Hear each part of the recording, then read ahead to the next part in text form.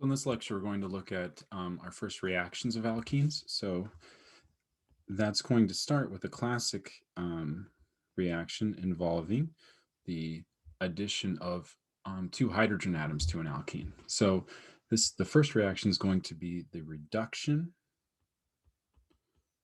of alkenes. I prefer, instead of reduction, hydrogenation.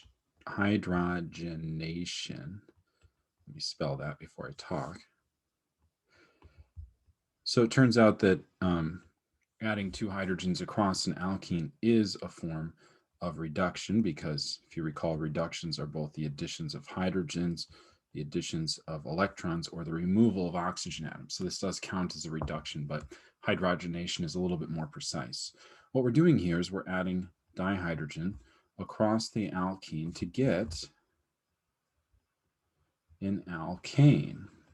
So if we add two hydrogens across an alkene, we get a carbon-carbon single bond now between the two carbon atoms that were once double bonded, along with the addition of two hydrogen atoms. And maybe we can circle those or something. So H2 is a gas. This is our Hindenburg gas, explosive, that sort of thing, or will detonate, flammable. And we use a special catalyst for this reaction called PD/C. So PD/C stands for palladium on carbon. Palladium on carbon is a catalyst that activates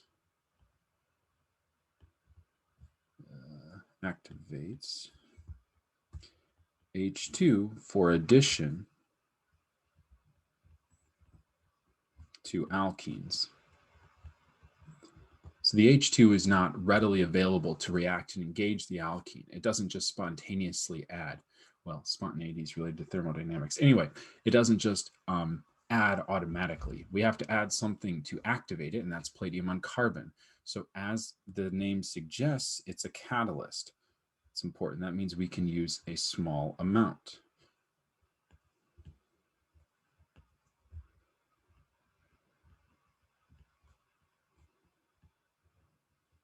Now, the way this works is it turns out that palladium is very expensive.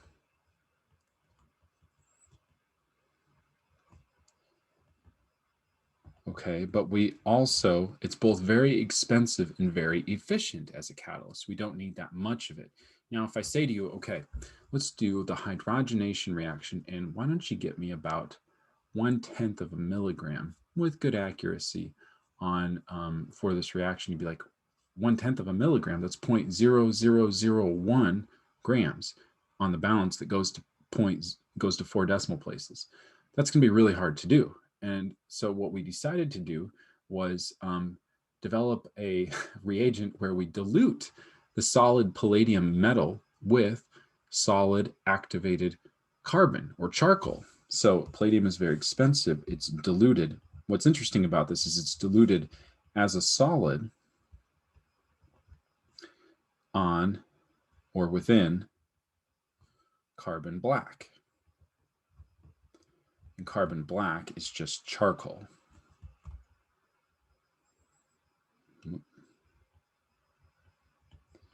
That's pretty cool to me. Okay, we want to dilute the solids, so we just kind of add a little bit of palladium, a bit of charcoal, mix them up, mush them around, swirl them up so that we have this black material that has within it enough palladium so we can weigh some of this stuff out in the balance without spending and using up too much of this precious rare metal that kind of is difficult to get our hands on. We have to wait for kind of meteorites to hit the planet if we run out of our own reserves for it. But anyway, so this allows us to kind of manage the use of this.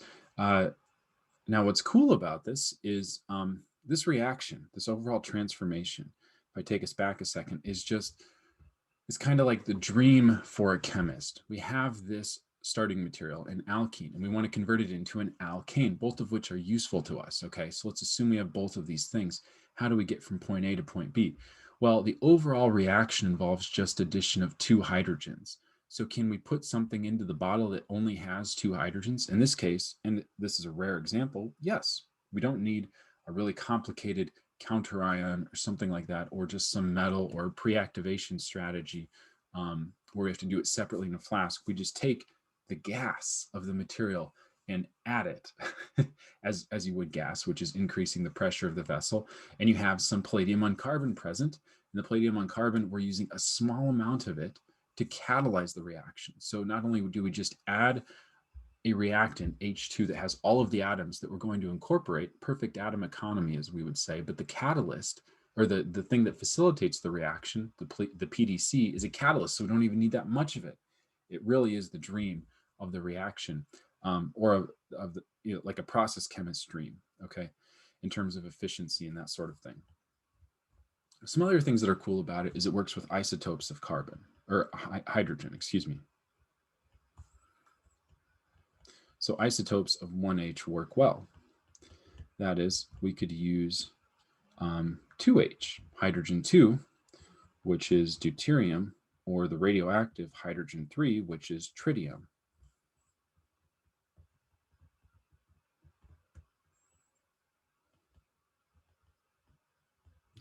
Okay, so we have these two possible alternative sources, and we just do the exact same reaction conditions.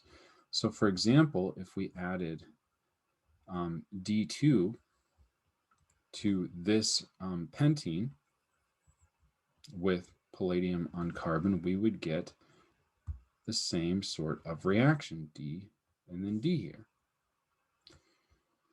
And similarly, if we had a different alkene and we added T2 with palladium on carbon, we would get T and T. So we'd actually do a radio labeling of our molecule using isotopes of hydrogen.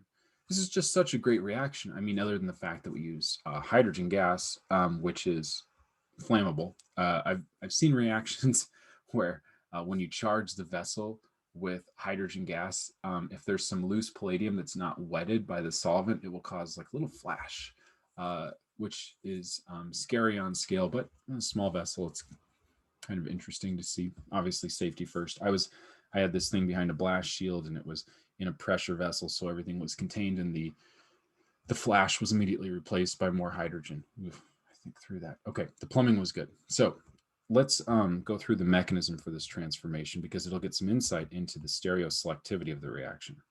So we can't do the full mechanism. That's for 413, Advanced Organic Chemistry, when we look at the chemistry of transition metals. So instead, what we're going to do is we're going to just say the H atoms are delivered to the same side of the alkene. Same side of the alkene. That's important. And that's what we would gather from the mechanism if we were prepared to look at it. But instead, we're not. This is called Syn Edition, S-Y-N addition, as opposed to anti-addition, which is opposite.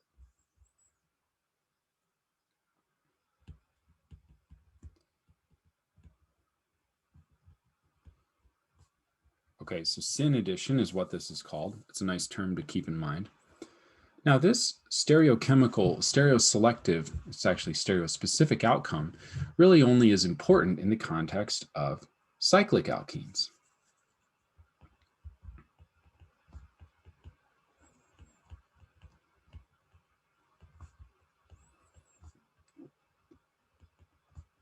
Okay, let's look at a couple of examples. If we had dimethyl cyclohexene and I add H2 across it with palladium on carbon, what we could do is we could take the two hydrogens and put them on the top. So both are going to be delivered at the same time, or underneath. Both will be delivered at the same time on the same face. So we form two structures, one where the H2 atoms are added on top. The methyl groups are then dashes, plus the H2 atoms being added underneath, where they're shown as dashes, and the methyl groups are shown as wedges. Okay. So these two structures are actually the same, but these are the only isomers that can form. They're the same in this case because there's a plane of symmetry through the molecule, which I could easily destroy. But it should be emphasized. We can get bottom face addition and top face addition, but we only see those isomers. We don't see any of what we would call the trans isomer, where the methyl groups are on opposite sides because the hydrogens were delivered to opposite faces.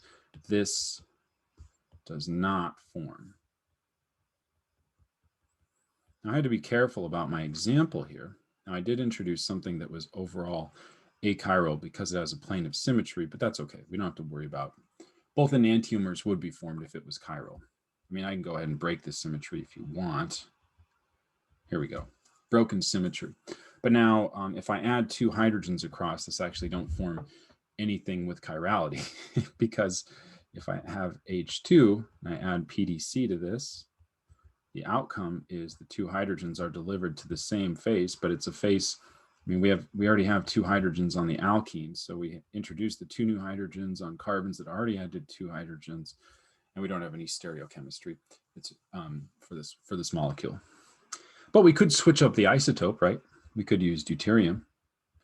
If we use deuterium, and if we use deuterium here, we would then get top face and bottom face addition.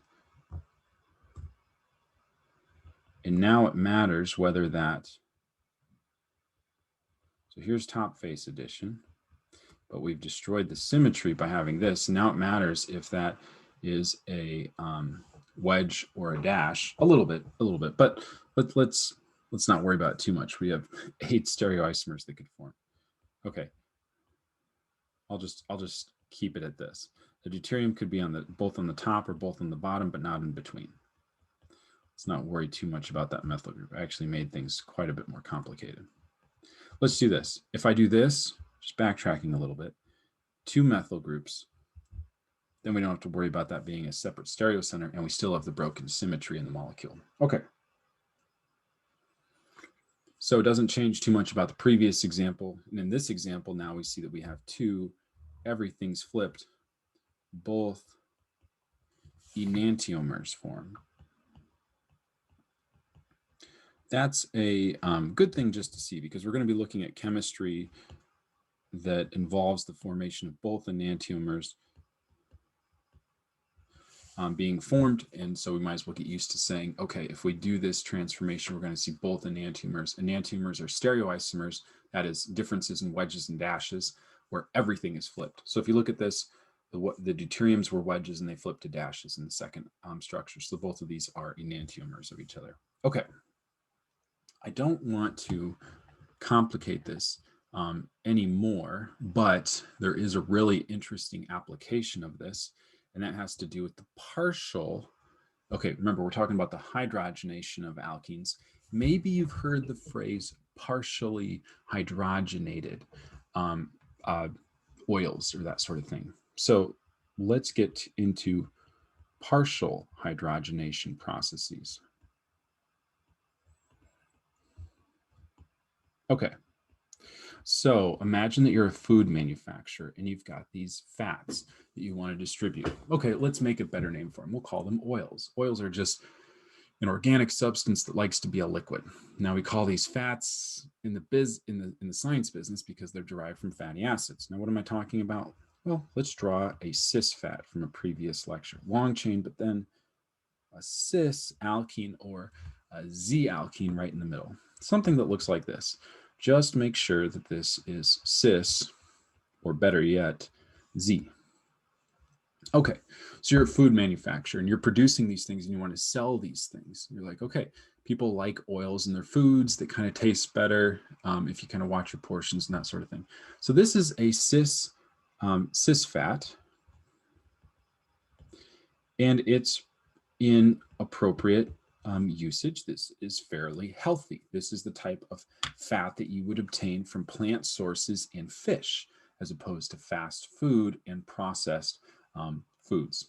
Okay, So what you might say to yourself is, I don't like transporting this and storing it. It has to go in these bottles because it's a liquid. Its melting point is too low. I cannot transport it as a solid. It will melt at room temperature. And so somebody comes out and says, if that alkene wasn't there, it could pack more tightly as a straight chain, actually. It's the alkene that kind of puts a kink in the packing mechanism. And so it could pack more tightly and actually be a solid at room temperature. And they're like, how do we make that alkene go away? Oh, let's just do a hydrogenation process. You're like, oh, that's a wonderful reaction because all we have to do is buy some tanks of hydrogen, which isn't a big deal. It's not expensive, and then get a little bit of the expensive catalyst. And now the alkene's gone away. I don't know if my carbon count remains the same, but this is now saturated. And I'm showing it as the extended chain. Gosh, it's going to bug me. 1, 2, 3, 4, 5, 6, 7, 8, 9, 10, 11, 12. 1, 2, 3, 4, 5, 6, 7, 8, 9, 10, 11, 12. Okay, if that was extended, that would pack very nicely, and it actually makes, it's not like perfectly solid, like a block or something like that, but it does, its melting point is appropriately positioned away from room temperature. Its melting point's higher than room temperature. Yeah, so it can't melt at room temperature, and it's a solid. Solids are easier to transport. You can actually wrap them up and put them in a box as opposed to like a plastic thing in a funny shape. So it's saturated, and it actually makes a butter. This one's 12. I think that's the principal component of coconut oil, if I'm thinking about this right. Anyway, so this makes butter. This is easier to transport. If things are easier, they don't cost as much money. And it's all about the margins, right? No, I don't mean that. But it's a solid. It's easier to transport. It's easier to distribute. Doesn't mean it's better for us to consume. Saturated fats, we'll let the jury stay out a little bit. It's kind of confusing as to how healthy or unhealthy they are. So you're in the food business. You get rid of your healthy fats to make questionable fats. Okay, portion control, moderation, avoiding processed foods, yada, yada, yada. Let's do that. Isn't there an issue though? This is hydrogenation. Why is this called partial hydrogenation? Here's the problem. When you're a chemical engineer, it's difficult to avoid processes that introduce partial hydrogenation. Partial hydrogenation occurs. So it turns out that just like many other reactions, okay, hydrogenation is reversible. Hydrogenation is reversible and exists in equilibrium.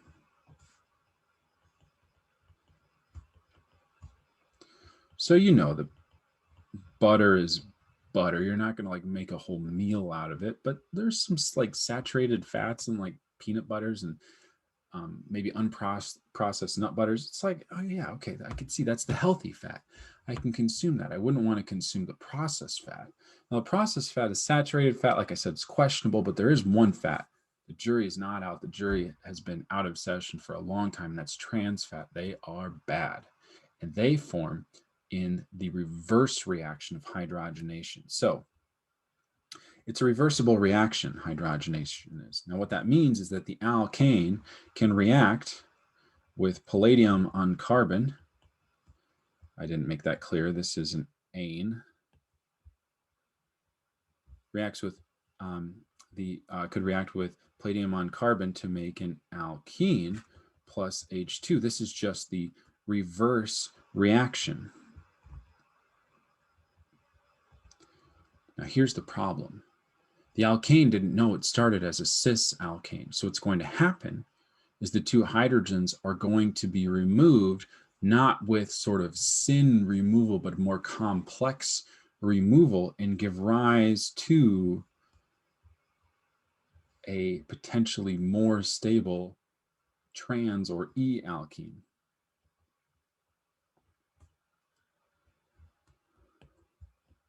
Forms some trans / E alkene. Okay, now the reason why is because it turns out that trans alkenes are lower in potential energy, are more stable than cis alkenes. We kind of push the steric hindrance far away from each other.